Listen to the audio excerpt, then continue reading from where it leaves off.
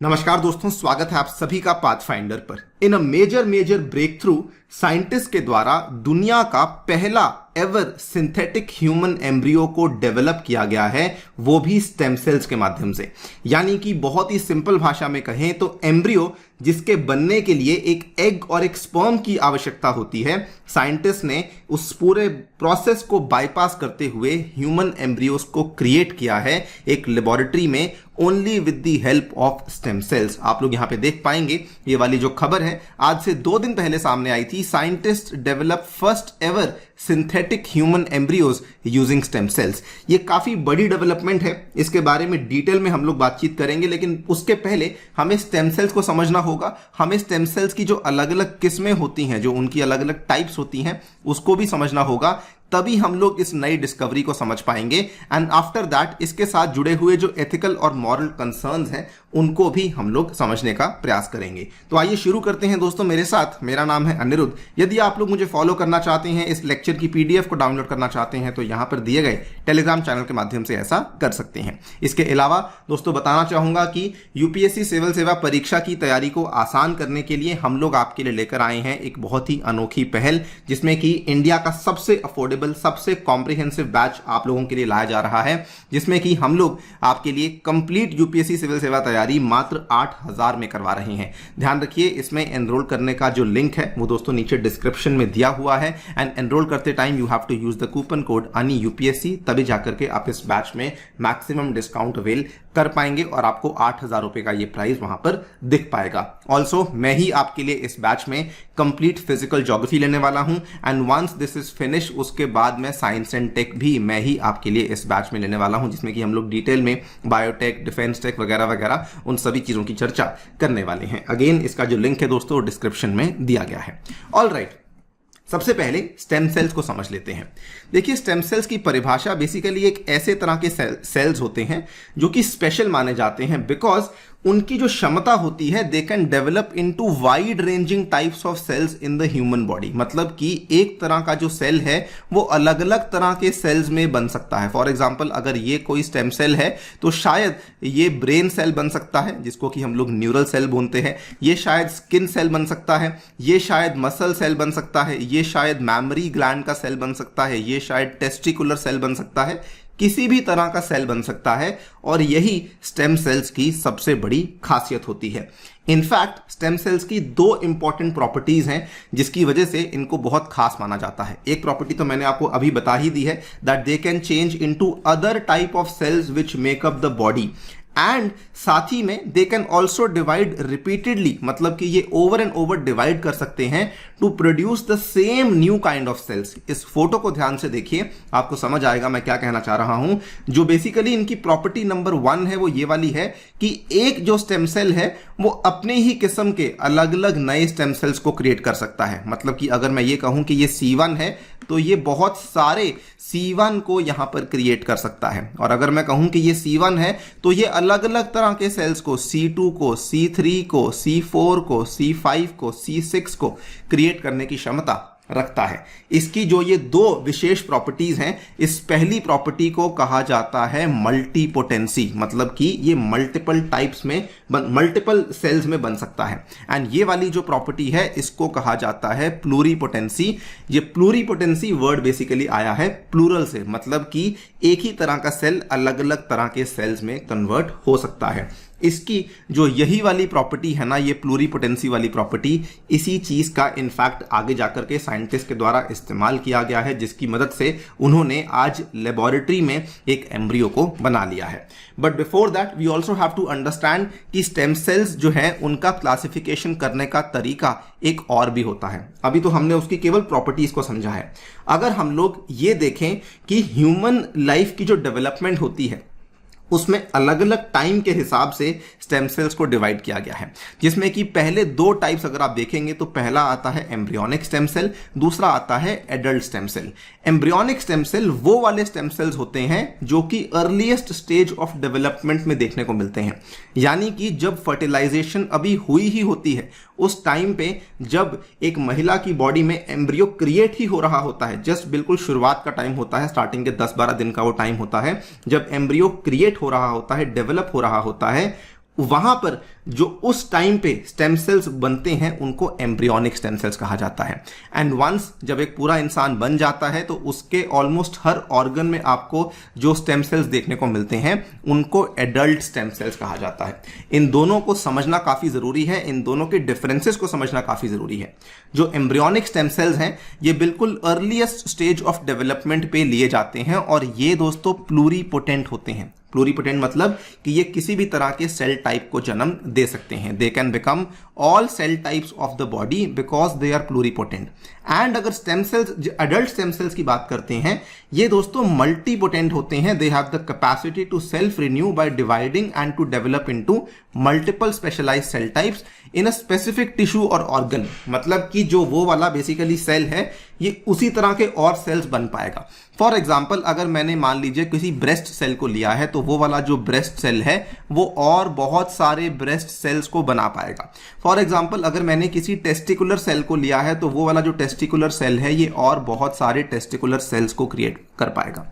मैंने ब्रेस्ट और testicular sales का एग्जांपल इसलिए लिया है बिकॉज अक्सर स्टेम सेल थेरेपीज में इस तरह की जो ब्रेस्ट और टेस्टिकुलर सेल्स को क्रिएट करने का जो प्रोसेस है ये हमें बहुत कॉमनली देखने को मिल जाता है।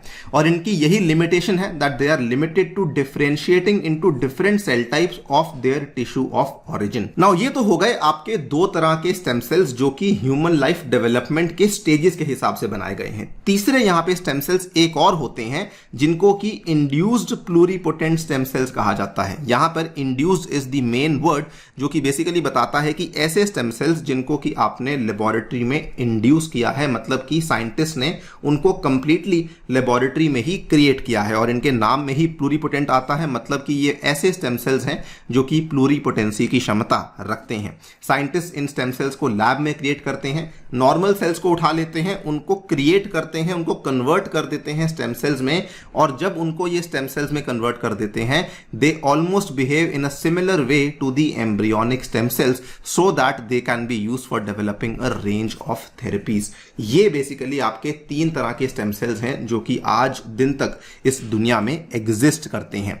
नाउ जो ये वाली हमें डेवलपमेंट देखने को मिली है जिसमें कि साइंटिस्ट ने पहली दफा इतिहास में सिंथेटिक ह्यूमन एम्ब्रियोस को डेवलप किया है, ये वाली जो डेवलपमेंट हुई है इसमें इनके द्वारा एग्जैक्टली जो स्टेम सेल्स का इस्तेमाल किया गया है। They have used two kinds of stem cells जो मैंने आपको यहां पे बताया। एक तो इनके द्वारा एम्ब्रियोनिक स्टेम सेल्स का इस्तेमाल किया गया है, दूसरा इन्होंने कुछ इंड्यूस्ड प्लूरीपोटेंट स्टेम सेल्स का भी इस्तेमाल किया है जिसकी मदद से इन्होंने इस ह्यूमन एम्ब्रियो को क्रिएट किया है। ये देखिए यहां पर जिन्होंने इस रिसर्च को लीड किया है, she has said we can create human embryo like models by the reprogramming of embryonic stem cells. और साथ में जो इनके साथ रिसर्च कर रहे थे this person over here Jacob हैना, इनके द्वारा कहा गया है कि हमने मीडियम के अंदर, यानी कि जिस मीडियम में हमने इसको कल्चर किया है उस मीडियम के अंदर हमने साथ ही में कुछ इंड्यूस्ड प्लूरीपोटेंट स्टेम सेल्स का भी इस्तेमाल किया गया है। सो बेसिकली ये जो पूरी की पूरी रिसर्च हुई है ये आपका embryonic stem cell and induced pluripotent stem cells के माध्यम से करी गई है। ये रिसर्च किसके द्वारा करी गई है? तो ये दो इंपॉर्टेंट टीम्स हैं, दो बड़ी टीम्स हैं जो कि यहाँ पे जिनके द्वारा रिसर्च को कंडक्ट किया गया है। One is led by biologist Magdalena Zernicka Goetz जो कि यूके की यूनिवर्सिटी ऑफ कैम्ब्रिज में काम करती हैं, and second is led by biologist Jacob हैना जो कि इजराइल के वीजमैन इंस्टीट्यूट ऑफ साइंस इन रेहोवोथ में काम कर रहे हैं। इन दोनों के द्वारा इस रिसर्च को लीड किया गया है। नाउ सबसे पहले इस कंफ्यूजन को क्लियर करना काफी जरूरी है। बार बार ये कहा जा रहा है कि ये इनके द्वारा ह्यूमन एम्ब्रियोस क्रिएट करे गए हैं। असल में इनके द्वारा जो क्लैरिटी दी गई है वो ये है कि ज्यादा एक्यूरेट टर्म जो यहां पे यूज करनी चाहिए that is embryo like structures. Embryo like structures basically ऐसे स्ट्रक्चर्स ये ना तो कंप्लीटली लाइक एम्ब्रियो हैं और ना ये कंप्लीटली जो है सिंथेटिक हैं। ऐसा इसलिए बिकॉज ना तो ये कंप्लीटली एम्ब्रियो जैसे दिखते हैं ना ये कंप्लीटली एम्ब्रियो जैसे काम करते हैं, और इनको कंप्लीटली सिंथेटिक भी कहना गलत होगा because they are developed from the human stem cells, और इसीलिए ज्यादा जो सटीक टर्म होगी that would be embryo like structures जो कि यहां पर लिखी गई है। इनफैक्ट यहां पे साइंटिस्ट का यह भी कहना है कि इनको एम्ब्रियो लाइक स्ट्रक्चर्स कहना भी शायद गलत होगा, ज्यादा बेहतर ये कहना होगा कि these are the entities which are stem cell based embryo models, यानी कि एम्ब्रियो के मॉडल्स हैं जिनको स्टेम सेल्स की मदद से बनाया गया है, बिकॉज ये ऐसे स्ट्रक्चर्स हैं which are very similar to the early embryos. The structures haven't been wholly synthetically created because the stem cells came from an embryo originally, and साथ में ये वाले जो स्ट्रक्चर्स हैं ऑलमोस्ट वैसे ही लगते हैं जो स्ट्रक्चर्स तब पैदा होते हैं जब एक स्पर्म एक एग को जाकर के फर्टिलाइज करता है. इसीलिए इसको stem cell based embryo models भी कहा जा सकता है. तो जो भी आप इसको कह सकते हैं, लेकिन मोटा मोटा ये कहा गया है कि हमने एग्जैक्टली एम्ब्रियोज को क्रिएट नहीं किया है. नाउ सबसे बड़ा सवाल ये सामने आता है कि आखिरकार इतनी बड़ी रिसर्च करने का फायदा क्या है, क्यों इन लोगों ने basically in human like embryos को क्रिएट किया है, क्यों इनके द्वारा इन स्टेम सेल्स की माध्यम से इन एम्ब्रियो लाइक स्ट्रक्चर्स को क्रिएट किया गया है. देखिए, जो रिसर्च को लीड कर रही थी ज़र्निका गोएट्स, उनका ये कहना है कि human like embryos begin to develop placenta and yolk sacs. जब इन्होंने इन एम्ब्रियोज को क्रिएट किया, स्टेम सेल्स के माध्यम से जब इन्होंने इन एम्ब्रियोज को क्रिएट किया, तो ये वाले जो नए एम्ब्रियोज बनाए गए थे, ये प्लेसेंटा इनके सामने डेवलप होने लगा. जो योक सैक होता है वो इनके सामने डेवलप होने लगा. वेरी वेरी इंटरेस्टिंगली, एक बीटिंग हार्ट इनको देखने को नहीं मिला, एक ब्रेन भी इनको देखने को नहीं मिला. तो ये काफी इंटरेस्टिंग है कि प्लेसेंटा जैसा वाइटल ऑर्गन, इसकी डेवलपमेंट इनको देखने को मिलने लग गई थी. एक और साइंटिस्ट हैं, यूनिवर्सिटी ऑफ सिडनी में काम करती हैं, इनका ये कहना है कि बिकॉज इस एम्ब्रियोनिक स्टेम सेल में, ये वाला जो कि एक स्टेम सेल से ही बना हुआ एम्ब्रियो है, ये वाले में हमें प्लेसेंटा का डेवलपमेंट देखने को मिला है. This could yield valuable knowledge about the placenta. In fact scientist का ये भी कहना है कि ये वाली जो रिसर्च है ये काफी हेल्पफुल साबित हो सकती है in order to understand the miscarriages and the organ development during pregnancy in a much better way. For example, बहुत सारी महिलाओं की जो प्रेगनेंसीज होती हैं, अर्ली स्टेजेस में उनको दिक्कतें आती हैं, स्पेशली जब एम्ब्रियो डेवलप हो रहा होता है. तो अगर हम आज एक लेबोरेटरी में एम्ब्रियो को क्रिएट कर पा रहे हैं, हम प्लेसेंटा को स्टडी कर पा रहे हैं, जिसको बाय द वे आज तक कोई भी समझ नहीं पाया एग्जैक्टली कि कैसे काम करता है, तो हम लोग ये समझ पाएंगे कि प्रेगनेंसीज में दिक्कतें क्यों आती हैं, मिसकैरेजेस क्यों होती हैं, प्रेगनेंसी में ऑर्गन डेवलपमेंट में दिक्कत क्यों आती है, बिकॉज बहुत सारे जो एम्ब्रियोज होते हैं उनमें सभी ऑर्गन्स में डेवलपमेंट हमें यूनिफॉर्म देखने को नहीं मिलती. तो ऐसा आखिरकार क्यों होता है, वहां पर जाकर के इस रिसर्च की यूजफुलनेस हमें देखने को मिल सकती है. और यही बात यहां पे कही गई है कि इवन दो ये बात एस्टैब्लिश्ड है कि प्लेसेंटा का रोल बहुत बड़ा होता है प्रेगनेंसी में, एंड उसकी इंपॉर्टेंस भी काफी ज्यादा होती है for the mother and the foetus, we know surprisingly very little about this vital but temporary organ. If it was possible to observe placenta in a lab via these synthetic embryos, this could yield valuable knowledge. आप यहाँ पे देख ही सकते हैं कि ये वाला जो बनाया हुआ एम्ब्रियो है, इसमें प्लेसेंटा डेवलप हो रहा है. अगर ये साइंटिस्ट इस प्लेसेंटा को डेवलप होते हुए देखेंगे तो वहां से इनको काफी ज्यादा नॉलेज और काफी ज्यादा नए टाइप का ज्ञान बेसिकली हासिल हो सकता है. ऑल्सो इन साइंटिस्ट ने क्लियर यहाँ पे ये भी कर दिया है कि ये जो अब इनके द्वारा एम्ब्रियो बनाया गया है या फिर जो अब इनके द्वारा सिंथेटिक एम्ब्रियो बनाया गया है, इसको ये क्लिनिकली इस्तेमाल नहीं करने वाले हैं, केवल रिसर्च के लिए इस्तेमाल करने वाले हैं, बिकॉज ये करना इलीगल होगा, अवैध होगा to implant them into a patient's womb, and it is not yet clear whether these structures have the potential to continue maturing beyond the earliest stages of development. ये भी तो नहीं पता कि ये जो एम्ब्रियो है क्या ये आगे जाकर के वाकई में कंप्लीट एक इंसान बन पाएगा नहीं बन पाएगा. ये तो केवल अभी बिगिनिंग की स्टेज में ही है. तो इसीलिए हम लोग इस चीज को किसी भी पेशेंट के वूम में जाकर के इम्प्लांट नहीं करने वाले हैं. और यहीं पे बात आती है एथिकल एंड मॉरल कंसर्न्स की, कि अगर मान लीजिए साइंटिस्ट कल को इस तरीके से एम्ब्रियोस को लेबोरेटरी में बना सकते हैं, बना पा रहे हैं, तो क्या ये करना मॉरली परमिसिबल होना चाहिए या फिर नहीं. बहुत सारे सवाल इसमें खड़े होते हैं. फॉर एग्जांपल सवाल नंबर 1, एक सवाल उठाया गया है कि if the human like synthetic embryos are capable of developing into full living beings, then we must consider कि क्या हमें ये करना सही है, क्या हम एक इंसान को एक लेबोरेटरी में क्रिएट करना, क्या यही अपने आप में सही है या फिर नहीं है. We should think carefully whether it is ethical to create living human like beings only to conduct research on them. इसमें एक सेकंड एग्जांपल ये भी आता है, सेकंड कंट्रोवर्सी ये भी आती है कि अगर हम आज लेबोरेटरी में इंसानों को क्रिएट कर रहे हैं तो क्या ये करना सही है, बिकॉज दैट वे जो इंसान है वही एक तरीके से भगवान बन जाएगा, वही जो है अपने हिसाब से किसी भी तरह के इंसान को क्रिएट कर सकता है और उसके आगे जाकर फिर बहुत सारे इंप्लीकेशंस पैदा हो सकते हैं। और ये तो केवल टिप ऑफ द आइसबर्ग है जो मैंने आपके सामने कंसर्न्स को रेज किया है। देयर आर वेरियस कंसर्न्स जो कि यहां पे सामने आ सकते हैं। बहुत सारी कम्युनिटीज हैं जो कि इस चीज को एक्सेप्ट नहीं करती हैं, दुनिया भर में अलग अलग कम्युनिटीज हैं जो कि मानती हैं कि ऐसा नहीं होना चाहिए। बहुत सारे ओपोनेंट्स आर्ग्यू करते हैं रिसर्च ही अपने आप में अनएथिकल है, बिकॉज जो आपने एम्ब्रियोनिक स्टेम सेल के माध्यम से जो आपने नया एम्ब्रियो क्रिएट किया है, जब आपने ये वाले एम्ब्रियोनिक स्टेम सेल्स को डिराइव किया था, उसको डिराइव करने के लिए जो ब्लास्टोसिस्ट है वो डिस्ट्रॉय हो जाता है।